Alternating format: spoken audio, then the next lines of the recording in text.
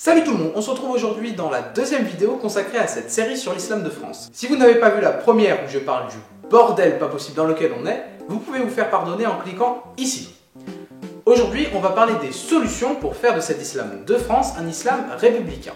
Par ce terme, on sous-entend que la pratique de cet islam doit être compatible avec les valeurs et les lois françaises, tout en étant indépendant des pressions étrangères. Enfin bref, on a du boulot.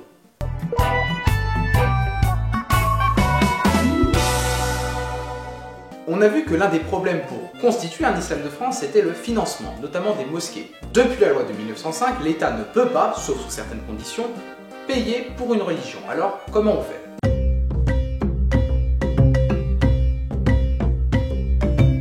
Les mosquées sont construites et entretenues à 80% par la communauté musulmane elle-même qui y fait des dons durant le ramadan par exemple. Ça veut dire que les financements par les États étrangers, donc l'Arabie Saoudite, restent très minoritaires contrairement à une idée répandue et ne se focalisent que sur les mosquées les plus grandes. Bon, c'est vrai que dans l'eau on a 2-3 Saoudiens par ailleurs plutôt proches des djihadistes qui donnent quelques chèques, mais encore une fois c'est minoritaire. Le gros business qui pourrait financer cet islam de France, c'est bien sûr le secteur halal, qu'on estime peser plus de 5 milliards d'euros. L'idée de taxer ce marché ne vient donc pas de nulle part, mais elle est difficile à mettre en place, surtout si c'est l'État qui récolte l'impôt. Pour que ça soit constitutionnel, il faut que les recettes récoltées soient dépensées dans l'intérêt général. Mais taxer pour financer une religion, ça fonctionne pas.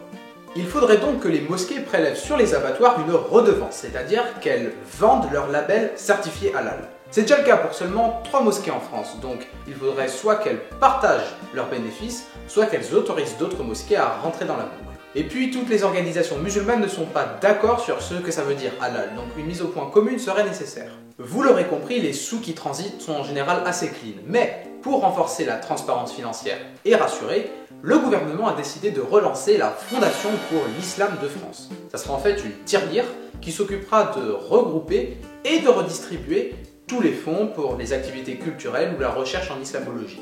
On reste donc laïque puisque l'État ne financera pas le culte, mais il pourra donner aux imams des connaissances non religieuses comme le droit par exemple. Ah bah tiens, sans s'en rendre compte, on arrive déjà au deuxième problème.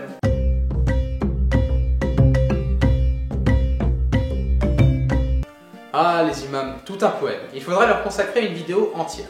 Ce qu'on sait, c'est que 70% d'entre eux ne maîtrisent pas la langue française, car seul le niveau A2, c'est-à-dire le niveau d'un élève de 4e en langue étrangère, est exigé par les États étrangers qui envoient leurs imams, principalement la Turquie et l'Algérie. Ça fait donc que les jeunes musulmans français ne peuvent pas dialoguer avec ces imams puisqu'ils ne parlent pas un traître mot d'arabe ou de turc.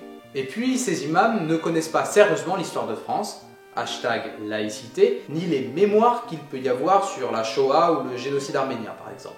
Vous vous doutez donc bien qu'une formation à la laïcité est nécessaire pour les imams en France. Et puis s'ils pouvaient se former en France et non pas en Égypte ou en Arabie Saoudite, ça pourrait être appréciable. Bon, c'est vrai qu'il y a déjà 2 instituts à Paris et en Bourgogne qui donnent des formations théologiques et culturelles, mais elles sont assez pauvres pour qui veut devenir imam.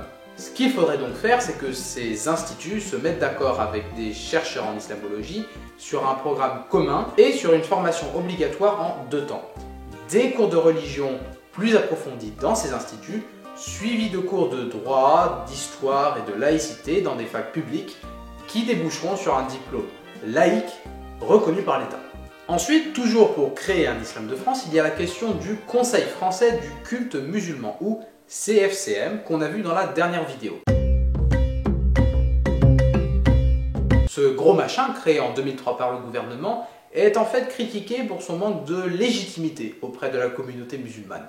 Il n'est connu que d'1 tiers des musulmans en France et a par-dessus tout un bilan assez nuancé. Même si le CFCM a entrepris de dialoguer avec les autres religions, notamment le christianisme et le bouddhisme, il est critiqué pour ne pas assez représenter le milieu associatif pourtant très présent.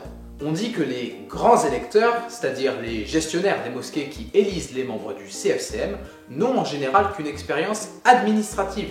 Donc, pour parler de religion en soi ou même manager une équipe, c'est compliqué. Et ne parlons pas des guéguerres politiques qui déchirent complètement la sphère dirigeante du CFCM. Les États étrangers, Maroc, Algérie, Turquie, qui se partagent la présidence du CFCM, ne laissent pas la place à un président français indépendant qui serait là assez longtemps pour pouvoir travailler sur les gros dossiers. Ce qu'il faudrait donc faire, c'est que la création d'une instance représentative de la communauté musulmane ne vienne pas de l'État, mais bien de la communauté musulmane elle-même. C'est ce qui s'est passé au Royaume-Uni avec le MyNab, entièrement autogéré par des associations britanniques. On pourrait imaginer en France une assemblée de chercheurs en islamologie, de gestionnaires de mosquées, d'imams, de membres d'associations ou même de la société civile, c'est-à-dire des gens comme vous ou moi. Et tous ces groupes éliraient un président pour un mandat de, disons, 7 ans. Par contre, pour un islam 100% républicain, on exclut du processus l'UOIF, qui est en fait la branche française des frères musulmans, qui veulent en gros islamiser le monde occidental. Pas terrible. Mais, pour que cette assemblée soit réellement efficace, il faudra qu'elle se réunisse très régulièrement et qu'elle intervienne notamment sur Internet, via un site web de référence pour qui veut s'informer sur le Coran par exemple. Ce qui aide la radicalisation, ce n'est souvent pas les imams extrémistes ultra minoritaires, mais bien le fait que les jeunes s'informent n'importe comment en allant sur des sites djihadistes qui prétendent expliquer le Coran. Des islamologues ouverts, il y en a, mais ils ne sont pas médiatisés. Ils doivent donc l'être pour montrer qu'un texte écrit il y a plus de 1400 ans pour des beaufs dans le désert n'a pas vocation à devenir un code civil et pénal qui devrait s'appliquer à tous les musulmans dans le monde. On a donc pu voir que la création d'un islam de France a été amorcée par le gouvernement via le CFCM et la Fondation pour l'Islam de France, la fameuse tirelire de tout à l'heure. Cependant, la communauté française musulmane devra, elle aussi, s'impliquer du dossier.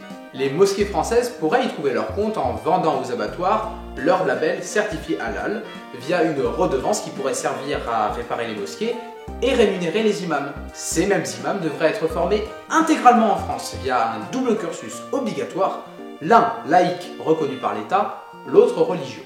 Enfin, les musulmans français doivent compléter le CFCM par une association autogérée qui implique des acteurs plus divers et compétents et qui interviendront, par exemple sur Internet, pour montrer une image plus tolérante de l'islam.